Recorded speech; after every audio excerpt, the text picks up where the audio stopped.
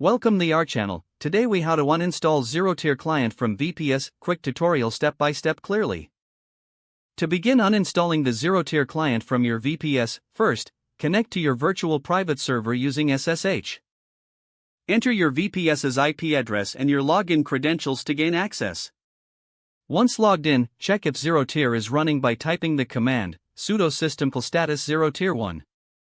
If the service is active, stop it using the command sudo system stop ZeroTier1. Next, you need to disable the service to prevent it from starting automatically on boot. Type sudo system disable ZeroTier1. Now, to uninstall ZeroTier, you will use your package manager. If you are using Ubuntu or Debian, type sudo apt remove ZeroTier1. For CentOS, you can use the command sudo yum remove ZeroTier1. Once the uninstallation process is complete, verify that ZeroTier has been removed by running sudo system status ZeroTier1 again. If you receive a message indicating the service is not found, that confirms the uninstallation was successful. Finally, it's a good idea to clean up any remaining configuration files.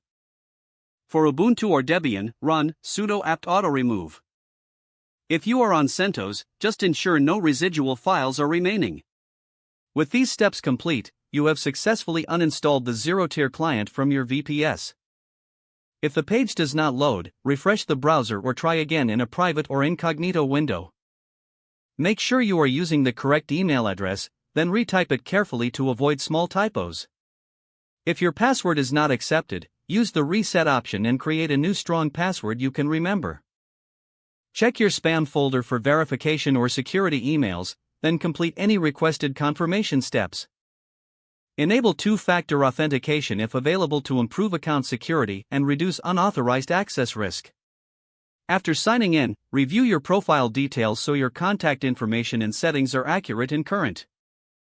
If you see an error message, note it down and try again after restarting your device and internet connection. Log out when you finish, especially on shared devices, to keep your account and payment information secure. If the page does not load, refresh the browser or try again in a private or incognito window. Make sure you are using the correct email address, then retype it carefully to avoid small typos.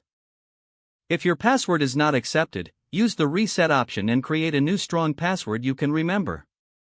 Check your spam folder for verification or security emails, then complete any requested confirmation steps.